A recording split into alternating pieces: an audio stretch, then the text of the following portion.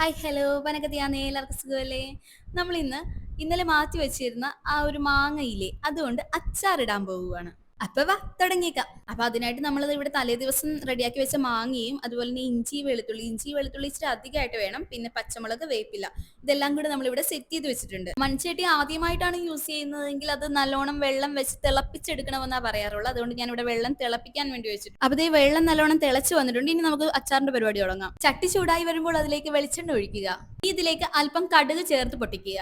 ഇനി ഇതിലേക്ക് നമ്മൾ അരിഞ്ഞു വെച്ചിരിക്കുന്ന ഇഞ്ചി, വെളുത്തുള്ളി, പച്ചമുളക്, വേപ്പില എന്നിവയെല്ലാം ചേർത്ത് നല്ലോണം ഇളക്കി വാട്ടിയെടുക്കുക.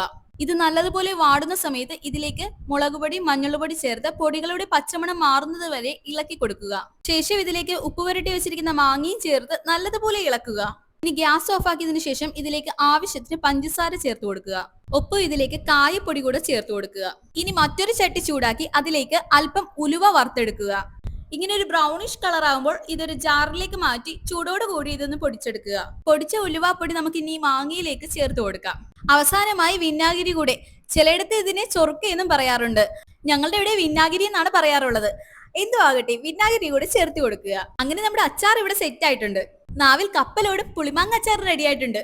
അപ്പൊ ഞാനിത് 2 കുപ്പിയിലാക്കി വെക്കുന്നുണ്ട്. ഒന്നിന്റെ കെട്ടിയവനെയാണ്, കൊടുത്തുവിടാനൊന്നുമല്ല, നാട്ടിൽ വരുമ്പോൾ കഴിക്കാനാണ്. ബാക്കി ദേ ഇവിടെ ഞാൻ വേറൊരു കുപ്പിയിൽ കൂടെ ആക്കി വെക്കുന്നുണ്ട്. അപ്പൊ നിങ്ങൾ എല്ലാവരും ഇത് മറക്കാതെ ട്രൈ ചെയ്യണേ.